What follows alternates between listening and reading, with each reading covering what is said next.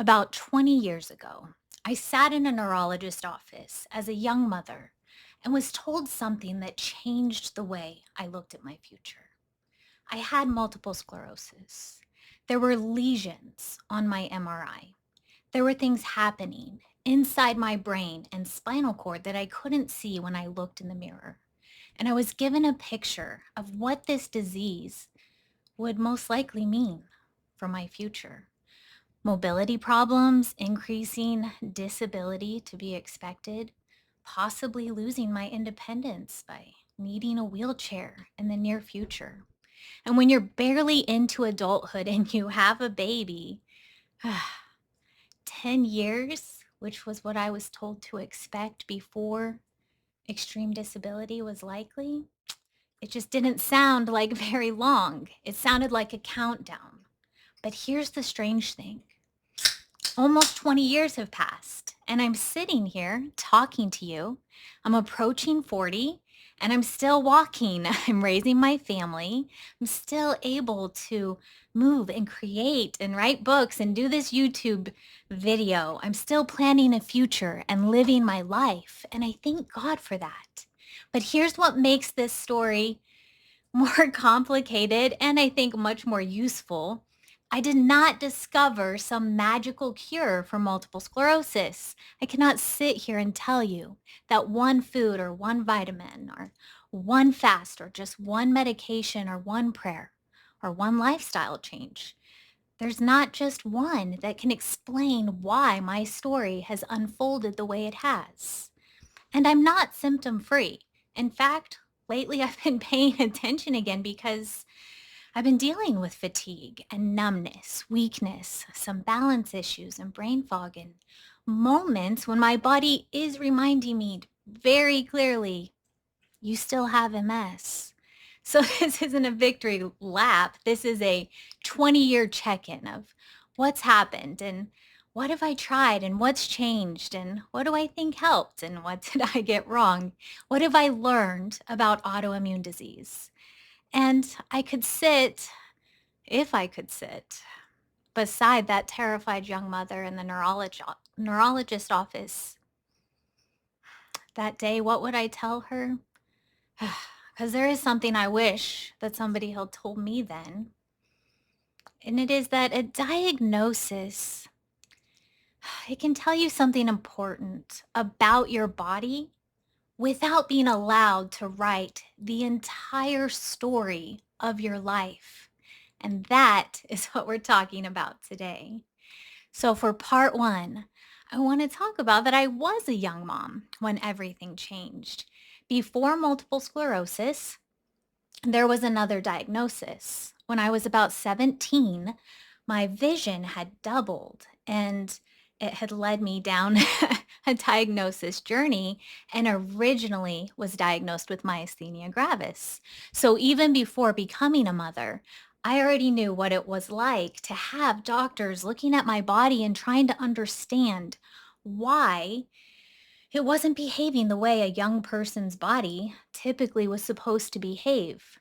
But after my first daughter was born, things became clearer. She was still very little, and I was about 20, 21 years old. And I remember going to the neurologist again with my mom, and I remember waiting, and I remember having this little baby with me, and just the neurologist checking my reflexes and watching me walk, heel to toe like they have you do, and having me perform those neurological tests that can seem really ridiculously simple until you realize how much information a neurologist can really get from watching your body perform them. And then, of course, they did the MRIs and saw my brain and my upper spine, these little white areas. They're called lesions. There was evidence that something was happening in my central nervous system. Multiple sclerosis made sense of symptoms I had already been experiencing, like numbness, tingling, and changes in sensation and other neurological problems. But getting an explanation and getting reassurance are not necessarily the same thing. Sometimes an explanation is terrifying because now this thing has a name. And once something has a name, you start searching and you start reading and you start imagining and you start looking at the worst possible version of your future. And remember, this was 20 years ago. So the conversation around MS was quite a bit different than it is now. The available treatments were very different. The internet was different and I was different. I was a young woman with a baby trying to understand what it meant to have a disease that could potentially change my brain, my ability to move, and my independence. And there's a lot that puts onto the mind of someone who is just barely beginning adult life. So for part two, I want to discuss what multiple sclerosis, what it actually does. If you're watching this because you or someone you love has recently been diagnosed with MS, I want to simplify something that initially feels incredibly complicated. Multiple sclerosis is an immune mediated disease involving the central nervous system.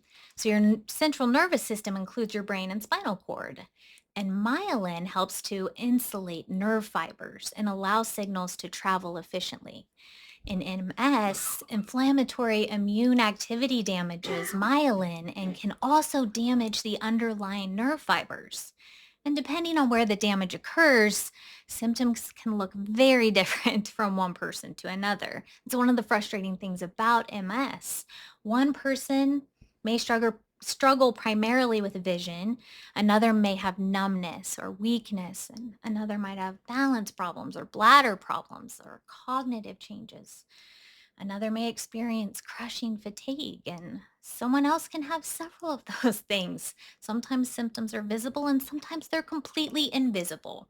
The person sitting across from you can look healthy while their nervous system is requiring enormous effort just to accomplish ordinary things. That's part of what I'm experiencing again right now. And it's something I understand differently at almost 40 than I did at 21. At 21, I wanted one answer.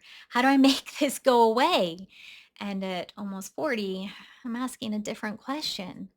What does this body need from me if I want to take it into the next 40 years? And how do I take care of it so I can get another 40 years out of it? That's a much bigger question. So for part three, I want to discuss autoimmune disease and the changes that occur that you experience in your body. MS introduced me to the much larger world of autoimmune and immune mediated disease. If you live with one of these conditions, you understand something that can be difficult to explain.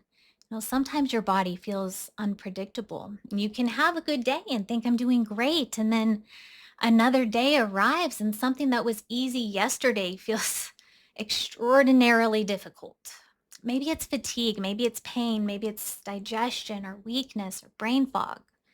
Maybe it's inflammation, maybe it's a symptom nobody else can see. And that unpredictability can affect more than your physical health. It affects planning and relationships, work, parenting, confidence, exercise, travel, socializing, even your perception of yourself. You can begin dividing your life into what you think your body will let you do. And that's why I believe one of the hardest parts of chronic illness is learning how to respect your limitations without building your identity around them. And that's a tension I still live with. I don't want to ignore my symptoms, but I also don't want to wake up every morning asking, what can MS take from me today? What am I going to have to deal with?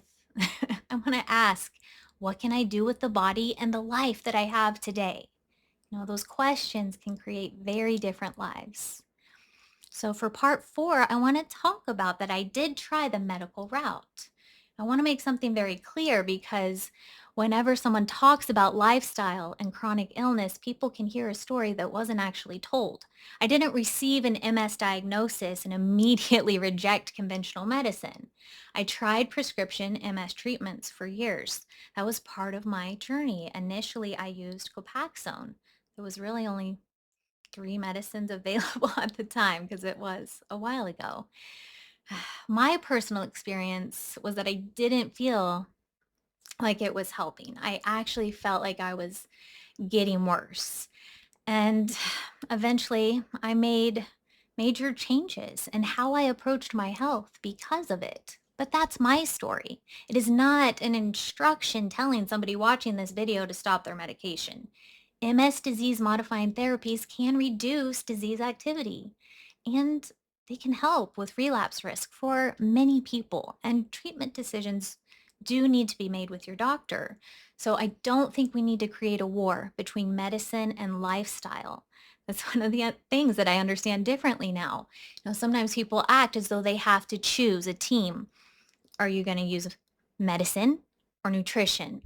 Are you going to go to your normal doctor or holistic health or take medication or lifestyle? But why? Why would I intentionally remove legitimate tools from the toolbox? I want good medicine when I need good medicine. And I also want good food. I want movement and sleep and nutrients. I want healthy relationships and I want sunlight and time outside. I want to manage stress and understand my environment and my metabolism. I want spiritual health and prayer. I want purpose. I want all of it because all of it is happening inside the same human being. So, for part 5, I want to discuss the question that eventually changed my life. When I stopped asking what medication is going to be best to treat my MS, and I started asking what creates health.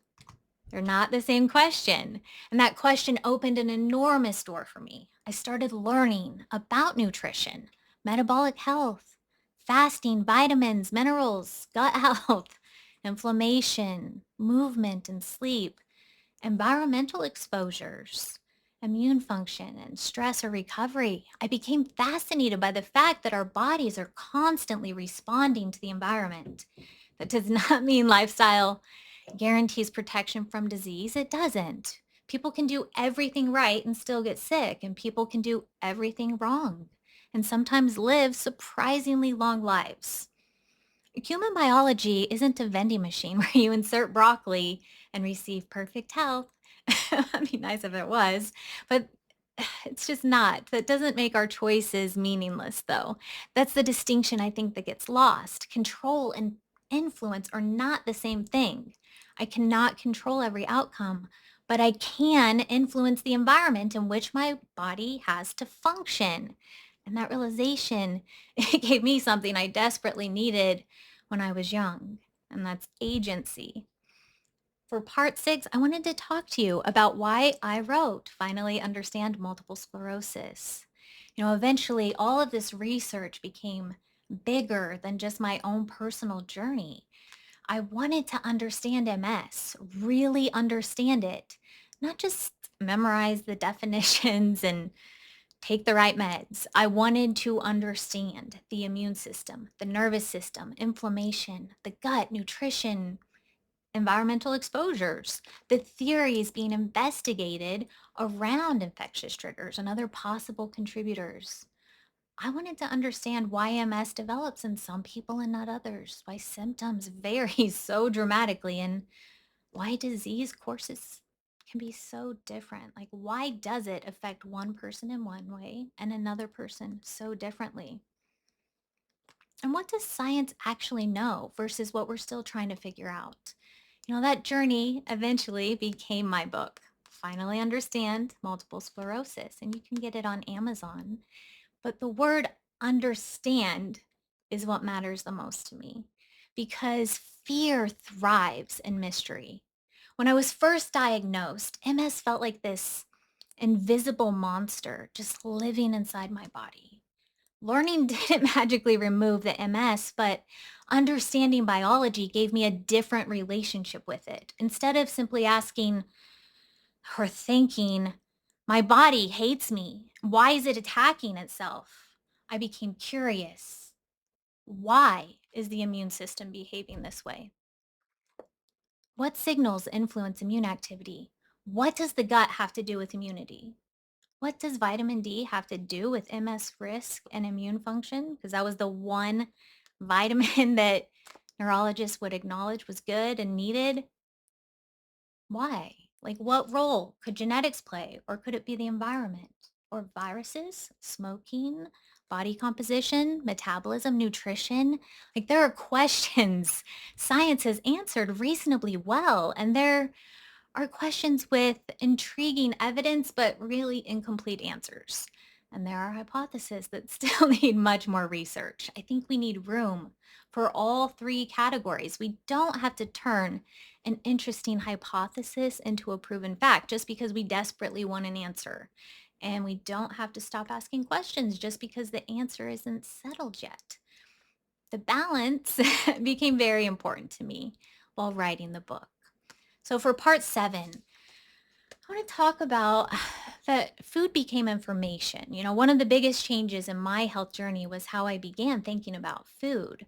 For years, food had mostly just been food. You eat because you're hungry. You eat because something tastes good, or you eat because everyone else is eating. You eat because it's dinner. And then I started seeing food as something completely different. Food provides amino acids, fatty acids, vitamins, minerals, fiber, carbs, energy, and countless compounds that interact with human biology. Now, that doesn't mean every meal needs to become a chemistry exam. Actually, I think obsessing about food can become its own form of unhealthiness. But it made me appreciate the difference between merely consuming calories and actually nourishing a body. For me, that meant moving toward more real, nutrient dense foods as God originally created them: proteins, vegetables, fruit, healthy sources of fat, whole foods, like foods that actually bring something useful into the body, not just calories. And here's something I need to say because of what I've been experiencing recently. Eating healthy food doesn't help if you aren't eating enough of it. Now, that has been one of my wake up calls. I've struggled lately with appetite. I've had days when I haven't eaten enough and I've relied too much on caffeine. Now, it's not the same thing as intentionally fasting, but that does bring me to something that has been enormously important in my health journey. So, for part 8, let's talk about fasting because it's one of my most important tools. If you followed me for a while, I talk about fasting quite a bit. I've even written an entire book on it. It's only in ebook form, but it can be found on Amazon. It's the Fasting Protocol, Book 1: How Ancient Wisdom and Modern Science Restore Body, Mind, and Spirit. I'll put the links in the description below. But fasting has been one of the most meaningful tools in my own health journey. And fasting, it's ancient. Humans did not invent fasting on social media. Religious traditions have practiced fasting forever, for thousands of years, for as long as we know. Periods without food were also just simply part of human existence long before refrigerators, convenience stores, and just 24-hour food availability. Modern science has become interested in what happens metabolically when we stop continuously supplying food. During fasting, insulin generally falls and the body begins drawing more heavily on stored energy. And as fasting continues, fatty acid oxidation increases and ketone production can rise. Researchers are also studying fasting and energy restriction in relation to metabolic flexibility, cellular stress responses, inflammation, and processes such as autophagy, which is kind of your cells recycling themselves. But, and this is important, fasting is not magic, and more fasting is not automatically better fasting. But for part 9, let's talk about what a healthy fast is not. I especially want to say this because sometimes wellness culture turns beneficial practices into competitions. Who can fast longest? Who can eat least? Who can tolerate the most discomfort? No, that's not how I want to teach fasting. A healthy fasting practice should be intentional. You should decide what you're doing. You understand why you're doing it. You have a beginning, you have an end, and you have a refeed. That last part matters so much. Fasting does not mean chronically failing to nourish yourself. If you're routinely under eating because you're exhausted, overwhelmed, nauseated, stressed, financially struggling, or you simply have no appetite, I would not automatically call that therapeutic fasting. There's something we've got to recognize. There's a difference between I'm intentionally taking a defined break from food and it's 7 p.m. and I just realized caffeine is basically all I've given my body today. Whoops. Those aren't the same thing. And I don't want anyone using fasting as permission to chronically undernourish themselves. So for part 10, let's go over the fasting basics. For someone interested in fasting, you don't necessarily need to start with something extreme. A simple overnight eating break can be a perfectly reasonable place for an appropriate fasting starting point for most adults. You finish dinner, you don't snack all evening. I know, even if you're swiping or watching your favorite show, don't get a snack. And then you sleep. And then you eat again the next day. That's already a period without food. A lot of us don't even do that because, and I'm guilty of this, a lot of us will have dinner and then a couple hours later be watching a show or something fun or whatever, and we grab a snack. Okay. If we can just cut out those late night snacks, that's the initial way to start practicing with fasting if you haven't done it before. Some people choose longer, time restricted eating windows. Some will practice like a 24-hour fast. The church I belong to does once a month as a congregation, everyone fasts for 24 hours. You could do it as a group or by yourself. It doesn't matter, but there are longer fasting protocols. But the longer and more restrictive a fast becomes, the more important individual health circumstances, medication, hydration, electrolyte balance, and professional guidance can become.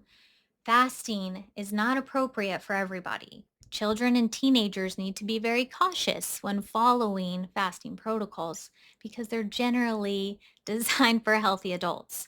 Also, if you're pregnant or breastfeeding, I strongly encourage you to avoid doing any type of fasting from food. Maybe just fast from junk food, but still make sure you're getting enough calories. A history of an eating disorder also requires particular caution. So make sure you're honest with yourself. Certain medications also, of course, need to be taken with food. So consult with your doctor if needed. And if you're already undernourished or unintentionally losing weight, the priority may be nourishment rather than extending the period without food. It's not failing at fasting. That's just understanding what the tool is for. The goal isn't to win against food. The goal is health. So for part 11, let's talk about refeeding being part of fasting. This may be one of the most overlooked pieces.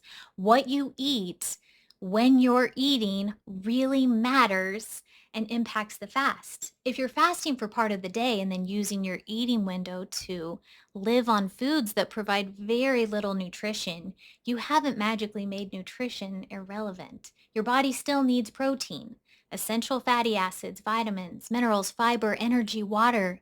It still has tissue to maintain and muscles to build and preserve and hormones to produce, neurotransmitters to make, an immune system to regulate, a brain to operate, skin to maintain, hair to grow, and bones to preserve. Fasting and nourishment are partners. They are not enemies. And that's something I emphasize in my fasting book. And lately, it's something I've had to remind myself of personally. There's a time to rest from food, and there is a time to eat. Wisdom is knowing the difference.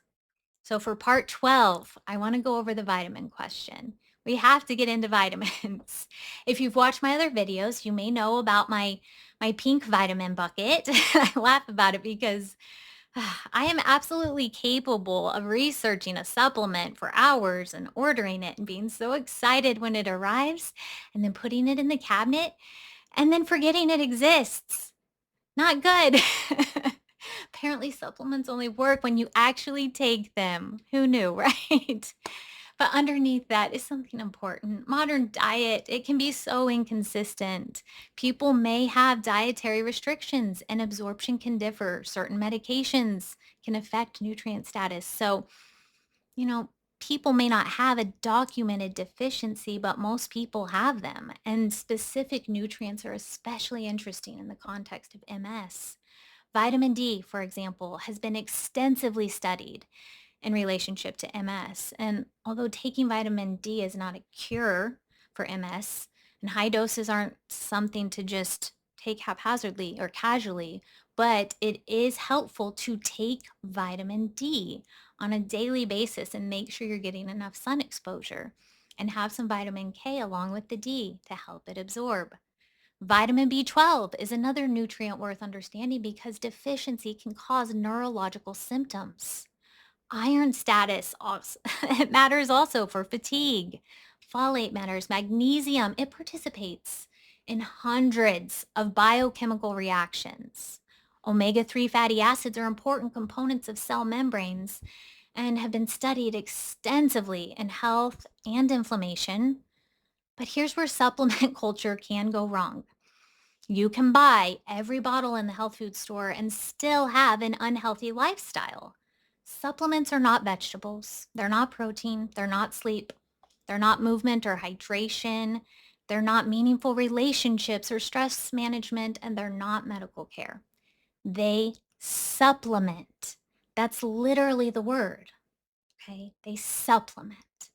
So for part 13, test, don't just guess if you can. Another thing I've learned is that more isn't always better. If one capsule is useful, 10 capsules aren't automatically 10 times more useful. Some vitamins accumulate, some vitamins compete with one another, some supplements interact with medications, and some can cause problems at excessive doses. That's why I like the idea of combining education with appropriate medical testing when it's possible for you.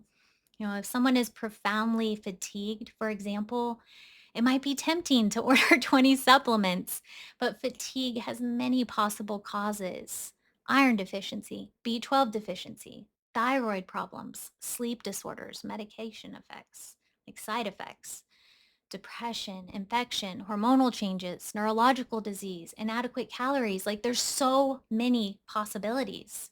Sometimes the smartest health decision isn't going to be another bottle. It's finding out what's actually happening. So keep in mind that's part of respecting the body too. So if needed, get tested. For part 14, movement when your body doesn't always cooperate. Exercise is it's another area where chronic illness changes the conversation. There's a cultural version of exercise that says no excuses, right? And I don't really like that phrase because sometimes there are legitimate reasons a person needs to modify what they're doing. But I don't want the opposite message either. I don't want you have MS, so don't challenge your body. Movement matters. Muscle matters. Balance and mobility, it matters. So your cardiovascular health and your bone health, like all of these things are a part of the bigger picture, especially as we age. For me, the goal isn't punishment, it's capacity. Can I maintain strength? Can I maintain balance? Can I continue walking? Can I get off the floor from sitting to standing? Can I carry groceries or play with my family or live like independently, right? Like I have a family, so I don't mean totally independently, but as far as like getting myself out of bed and being able to shower myself and care for myself. Can I build a body that supports the life I want to live? It's a very different reason to exercise than trying to punish yourself for what you ate yesterday. So keep that in mind. All right, part 15. This is something surprising happened. I started caring about aging, right? When you're diagnosed with a chronic neurological disease at such a young age, aging can feel complicated. At 21, almost 40, that sounded old to me. Now I'm almost 40 and I'm thinking, wait, this is great. I got here. There are some lines on my face and I got some wrinkles here that weren't there when I was diagnosed. My skin has changed. My body has changed. I've changed. And I'm actually grateful that I have had enough years for those changes to happen. That's part of why skincare has become meaningful to me in a way that goes beyond cosmetics. So We'll do part 16, which is why skincare actually belongs on a health channel. And I just recently added it. Sometimes people see skincare and health as completely separate categories. I don't. Your skin is an organ. It is your body's interface with the outside world. It provides a physical barrier. It helps protect against pathogens and just things in the environment that you could get exposed to. It participates in your temperature regulation. It contains immune components. It responds to ultraviolet radiation and it changes with age. And caring for skin, it's not about vanity. For me, it has become part of stewardship. I don't need to look 20 again. I don't want to be 20 again. I've already lived that chapter. I want healthy skin at 40, then healthy skin at 50, 60, 61, God willing, maybe 80 and beyond. That means some very unglamorous things matter tremendously. Protecting skin from excessive UV exposure, getting adequate nutrition, eating enough protein, staying appropriately hydrated, and sleeping, managing chronic health conditions, and using skincare that supports the skin rather than just treating aging like some kind of disease. So, for part 17, let's talk about skincare, aging, and some self respect. This is why you've also seen me talking about skincare and Jafra on this channel, because at first glance, someone might think, wait, MS, fasting, nutrition, vitamins, and now skincare? What does that have to do with each other? But for me, I'm the thing they have in common. More specifically, the human body is what they have in common. I don't want You Are Worth It Health to be about one diagnosis. I want it to be about learning to care for the body you're living in. Sometimes that means understanding your nervous system. Sometimes it means eating vegetables or fasting. Sometimes it means not fasting and recognizing that you need to eat. Sometimes it means taking your vitamins or lifting weights or putting moisturizer on your face or sunscreen or going to bed or going to the doctor. Sometimes it means praying or looking in the mirror at almost 40 years old and deciding I don't need to erase you. I need to take care of you. That's healthy aging to me. Heart 18, the danger of trying to find the one thing. After almost 20 years of living with MS, this might be one of my biggest lessons. People desperately want the thing. What's the food? What's the supplement? What's the toxin? What's the medication? What's the fasting schedule? What's the exercise or the secret? Tell me the thing and I'll do it.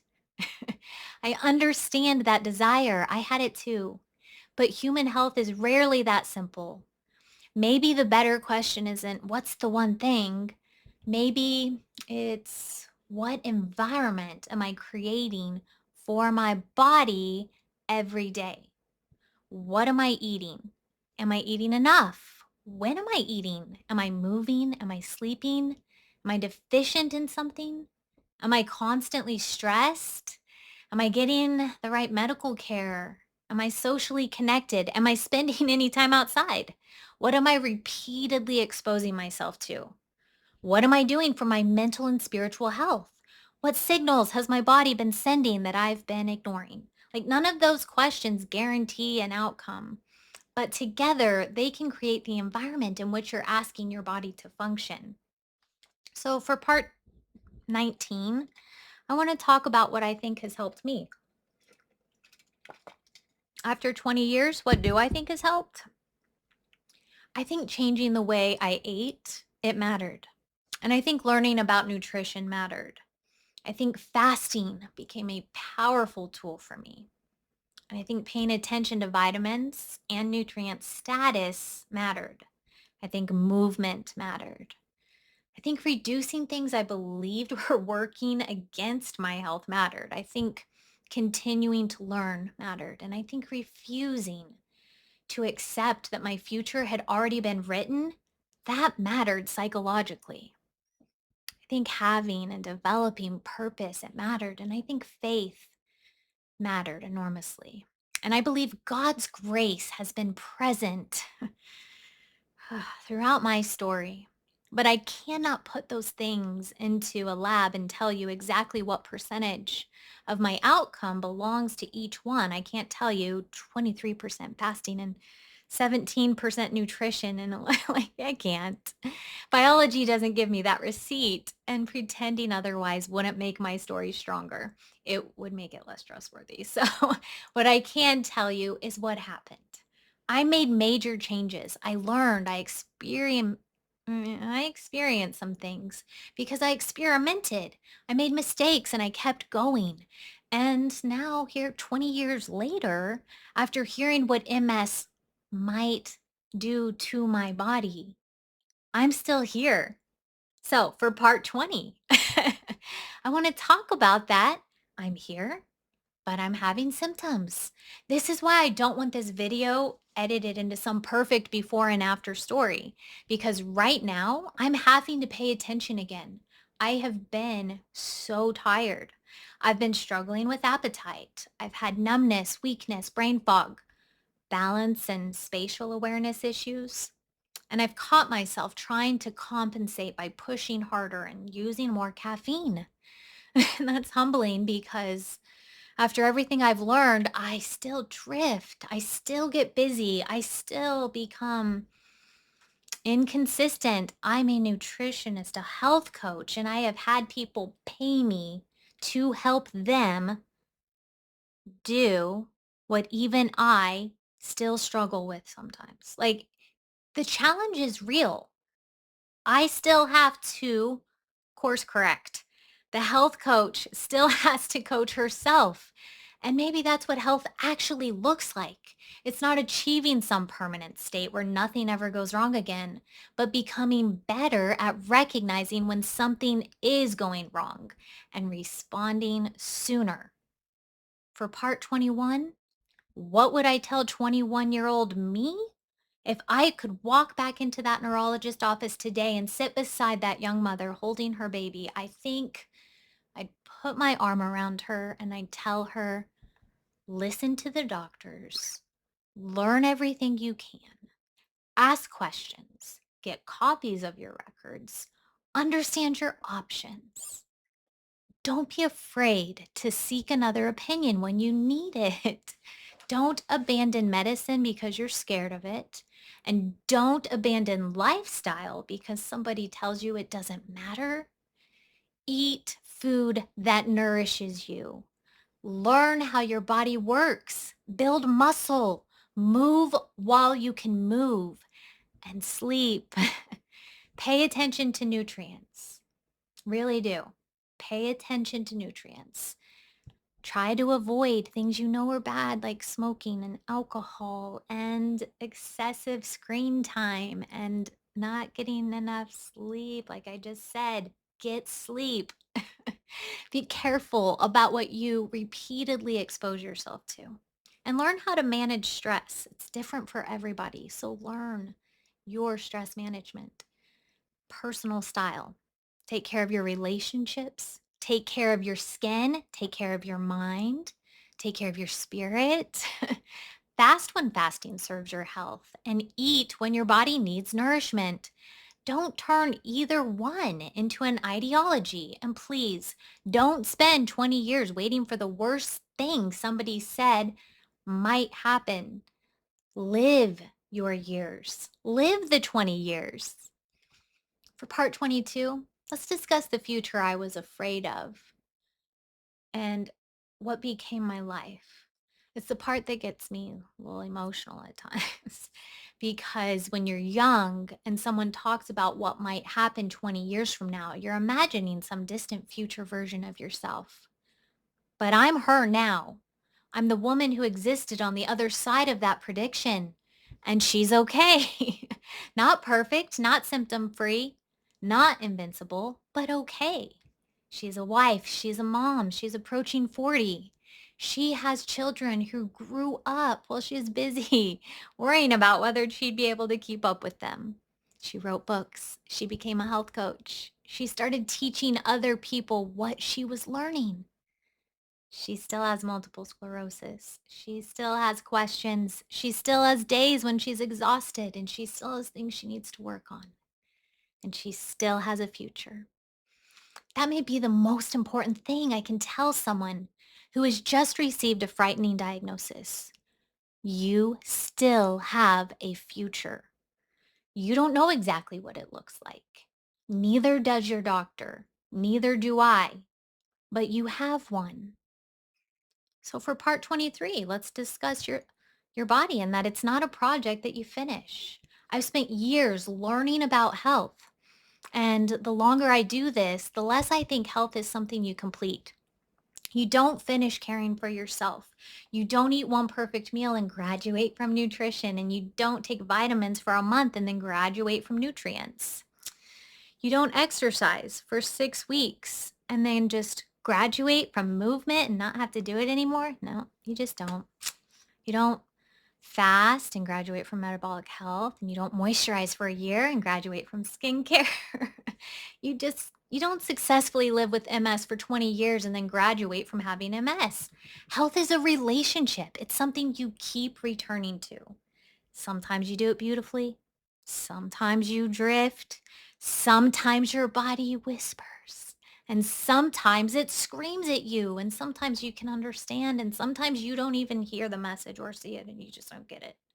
But you keep learning the language. So, in closing, 20 years later, what actually happened?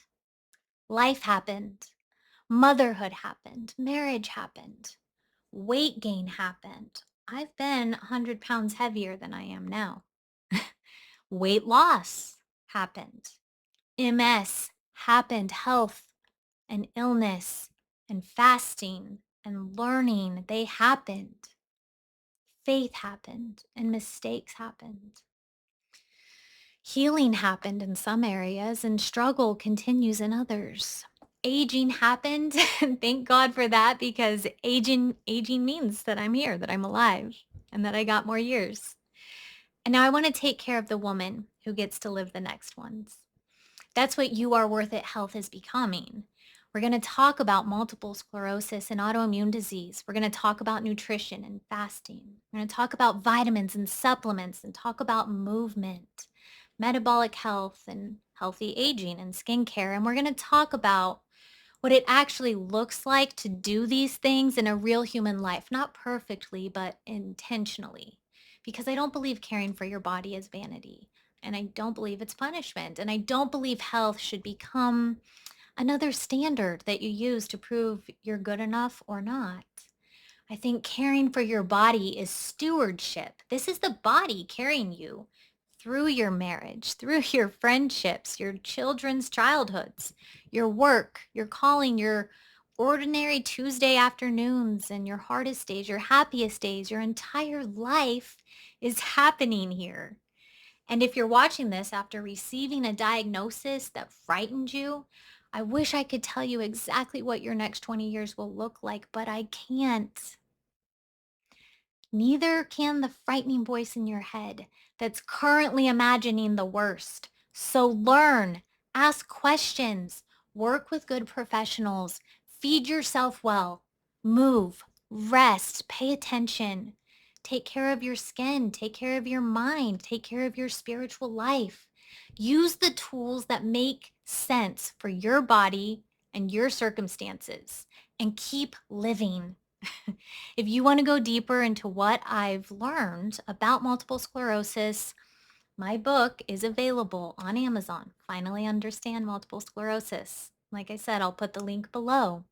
And if you want to understand fasting, the science, the history, the spiritual component, the different approaches, and how I think using it as a tool rather than a punishment, I've written also the fasting protocol book. It's called How Ancient Wisdom and Modern Science Restore Body, Mind, and Spirit by Rebecca Gordon. Both will be linked below. And you can find me at URworthitHealth.com. And if this is your first time here, subscribe, because almost 20 years ago after my MS diagnosis, after all that, I've realized something. I'm not finished figuring this out. And maybe that's the point. We're going to keep learning together. So before you leave, I want you to answer something in the comments. Where were you 20 years ago? And what has your body taught you since then? Or if you've recently received a diagnosis, what are you most afraid your future will look like? You don't have to pretend you're not scared, but don't confuse fear with prophecy. Your next chapter hasn't happened yet. Mine hasn't either.